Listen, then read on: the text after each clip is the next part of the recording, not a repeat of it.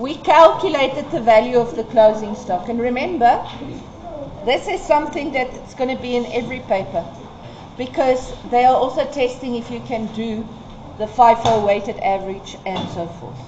Okay, so now remember that 2094, this is the value of my closing stock. So if I go to my balance sheet face, can you see here with inventory? Can you see there's the 209? Okay? But now also what we need to take into account is the income statement. Because remember yesterday I did this long video about how you can calculate it and whatever, ne? Because they say here there's a number of bicycles stolen. So I told you how to do it with units, right? But I want to show you now in the income statement they actually gave me enough information also. Because they gave me here in the trial balance. If you go look, can you see there's a trading stock? So that's the value they have at this stage. Ne? Then we went and we counted and gave a value. And can you see that this value is way more than the 209? So in other words, the stock that was stolen, so you can just say stock stolen, you can say trading stock deficit, anything like that. If you take that 29, I must just find it again. The 2125, 380, and you subtract the 209 for 180. Then you're going to get the loss. Okay. If you look at the memo, the loss is there. Can you see? 31,200. Okay. So, let's go on. Next one. Next adjustment. Here is number one, and this one here is such a lucky question. They ask me here, they say the business uses a markup of 120 on cost of bicycles. Trade discounts has been granted and recorded. Okay, so quickly look at this. I need you to understand something and I need you to make a note. So please note, okay? Because you can see my brain is very fragile today. So, you have to remember that your cost of sales is constant. If I buy something for 50 Rand, ne? I most bought and paid. Now I can decide, I'm going to make 100% markup, so I'm selling it for 100 Rand. But what if, so let's say my cost price is 50 Rand. And my markup is 100%. Why can't you see? Markup is 100. Then it means my selling price is going to be 100. Ne? How did I get it? 50 times 200 divided 100. Is everybody sharp? But now I say to you, oh, you know what? We gave a 10% discount, trade discount, to this customer. Is my selling price still 100? No, my selling price is going to be 90. Can you see that? Now my question is, am I going to use the 90 to work out the cost price, or am I going to use the 100 to work out the cost price? The 100, because this 50 didn't change. I'm not going to phone the supplier and say, oh, I'm selling it for less, so you have to give me the discount. He doesn't care. Ne? So, what am I going to do? I'm going to take the 90, right? I'm going to add back the 10 to get the price that I actually would have asked if there was no discount. And then I go and I work out the cost price. Yes? Everybody sharp? Everybody sharp? Let's go again. Let's do sales. Can I ask that we are quiet? Sales, cost of sales, right? So if I say to you the sales is 100 and the markup is also 100, I would say 100 times 100 divided 100 plus 100. Ne? So then my cost of sales is 50, which makes my gross profit 50. So now I give you a scenario where I say, oh, I'm not going to sell it for 100, I'm selling it for 90. Ne? But I know my cost price is still 50 because that can't change. It's just now my profit is going to be less because I gave a discount here. So what they're going to do in an exam paper now is they can either give you the 50 and you have to work it back to the 90, or they're going to give you the 90 and you have to work it back to the 50. So let's just quickly see how this goes. If I say my cost price is 50 and I times it with 200 over 100, I get my selling price to be 100. If 200 is more 100 plus the markup.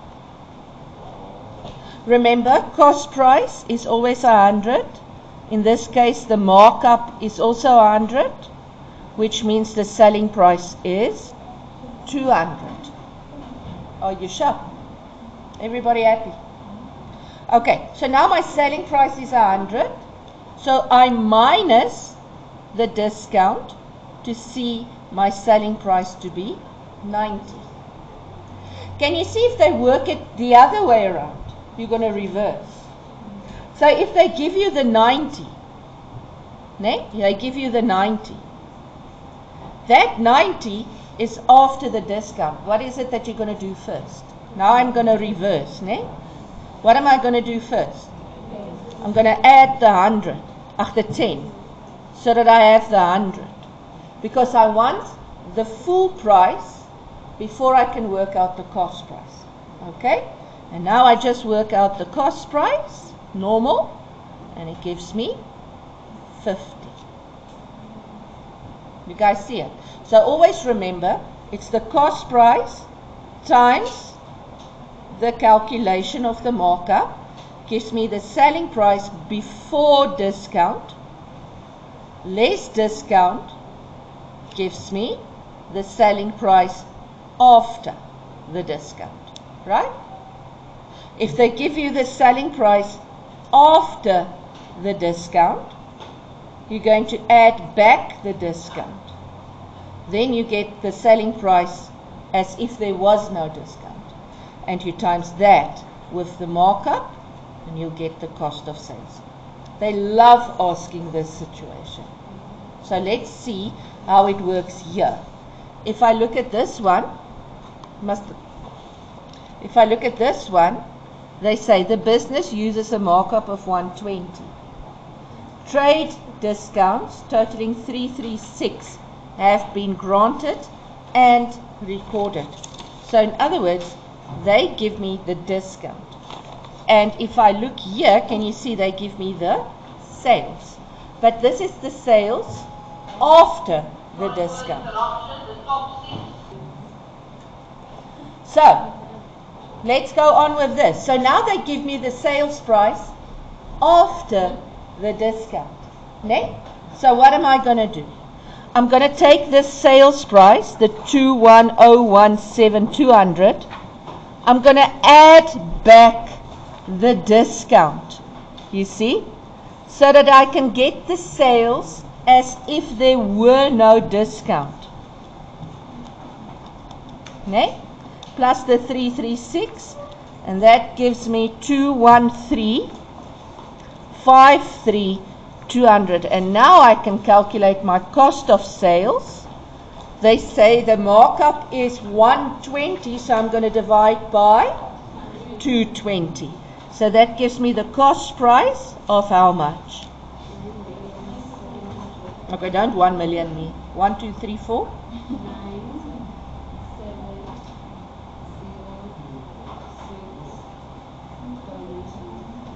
Okay, and now I deduct And if I deduct, I get something 200, 11311.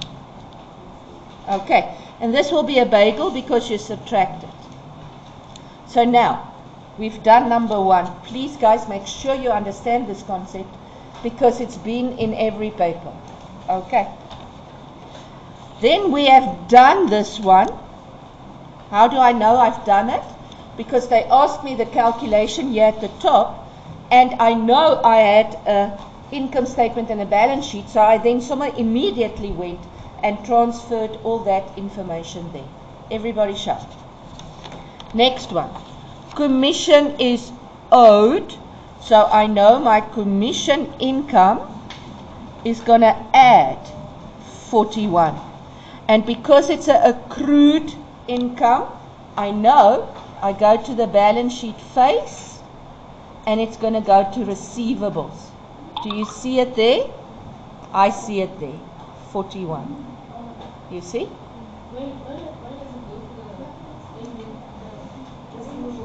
Because it's an accrued income. Remember, receivables is accrued income, prepaid expense. Is everybody sharp?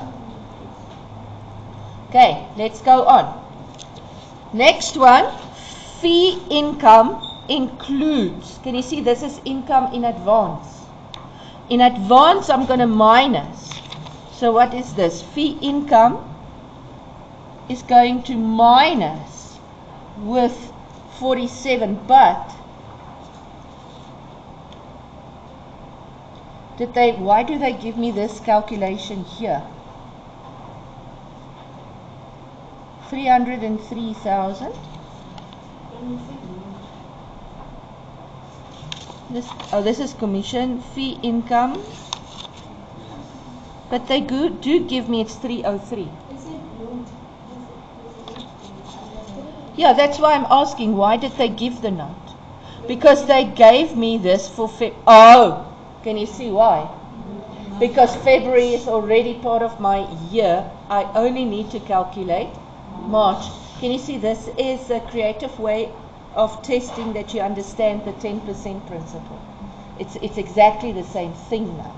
So if I go and I do that calculation, I know it only increased in March.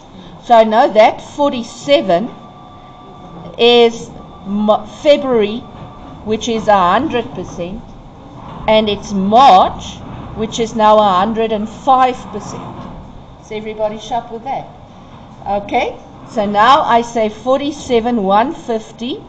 I want the 105 because I want the in advance, and the total is 205, ne? UK.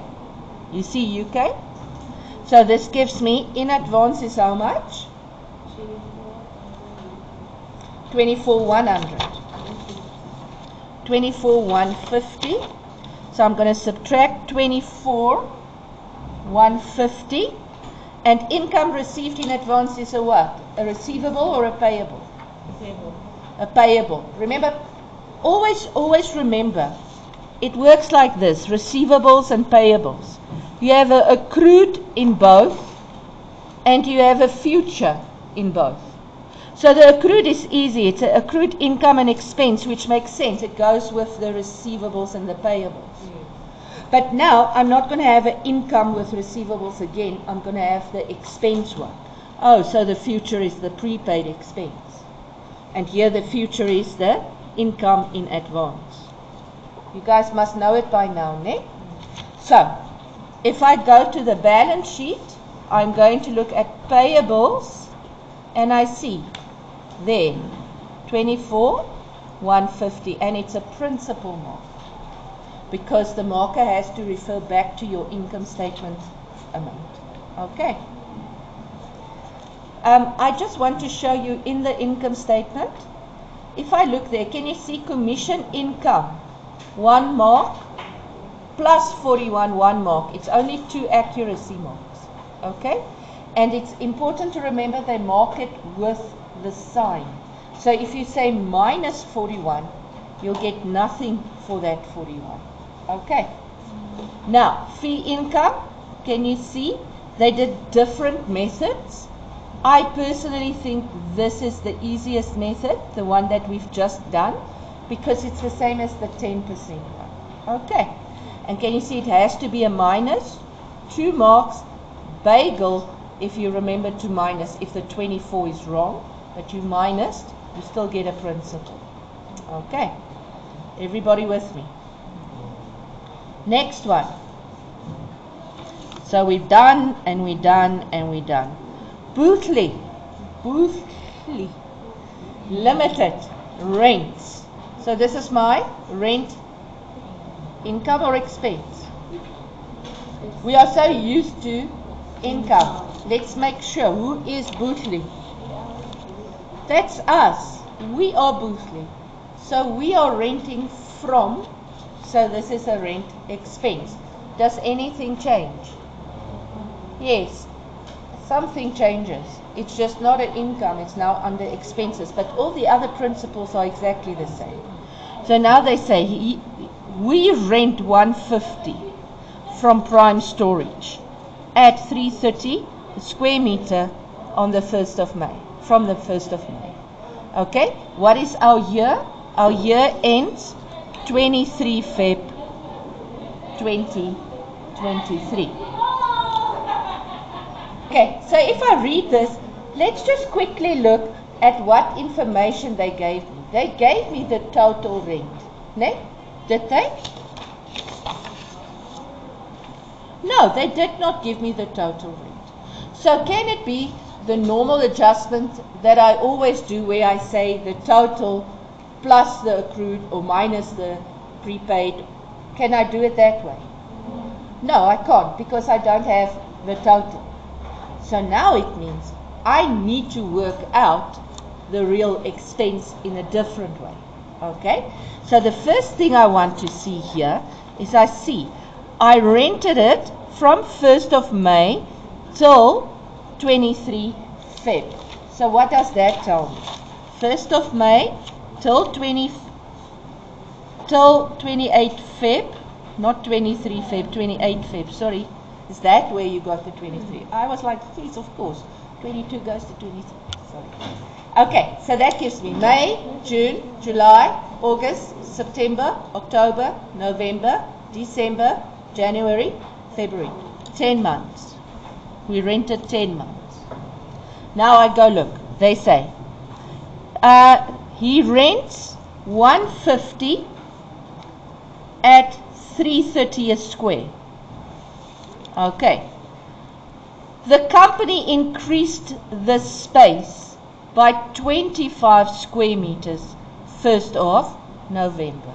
Now can you see this is actually a really easy calculation, but because they give it so many words and numbers, you all went in a little bit of a shock. But can you see? Just calm yourself down and do it step by step. See what you have. So now they tell you they've rented 150 at 330 for how many months? So let's see. We rented it till 1st November. So it's May, June, July, August, September, October. So for 6 months. Right? Then we increased with 25 square meters. So now we rent 175 square meters. It's still 330. There's no price increase. But for how many months? November, December, January, February. 4 months. But why do we care about April? When does my income statement end? I'll get less than now, ne? It might be paid till April. We are doing the income statement. So the idea in my head is here to get the total expense. Then I'm going to look and say, oh, we already paid March and April, which is 2 months prepaid, ne? And that would be 2 times what? 330 rand. Times 175 square meters. And there I'll get my prepaid expense. the way you did it, which is not wrong. What you guys did is you times to 6 months. Please listen. And then you got here the total payment. And then you still had to go calculate the prepaid to subtract from it to get to that one. It's not wrong. It's just a longer road. So everybody shut. The two who did it are the two who did it right. Are you sure? You see, my trick is that if I say that, then the person who did it says, yes, ma'am, then I know. Oh, she did it. I hope the others who were quiet also did it.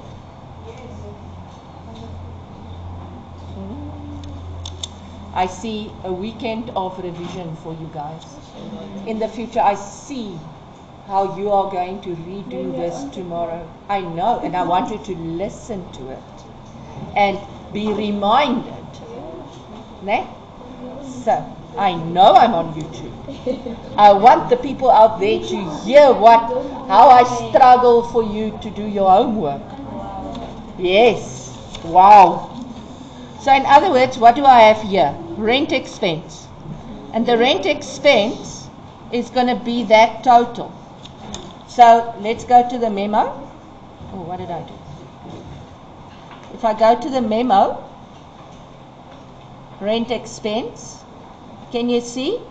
That 1950 that they got there, it's just that 150 square meters times the 330. Oh, sorry.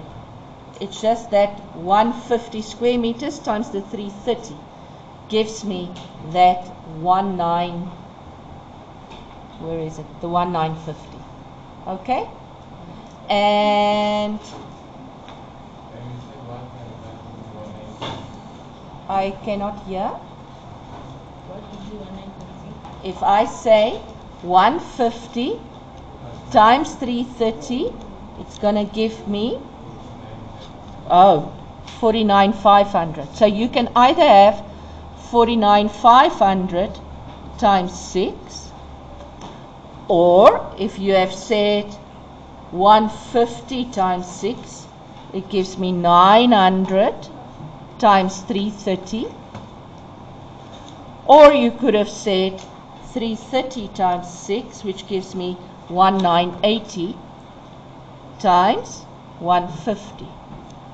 It's all the same options. It's easier for me to just write out everything separately, because then I know there's less possibility for me to make a mistake. Okay.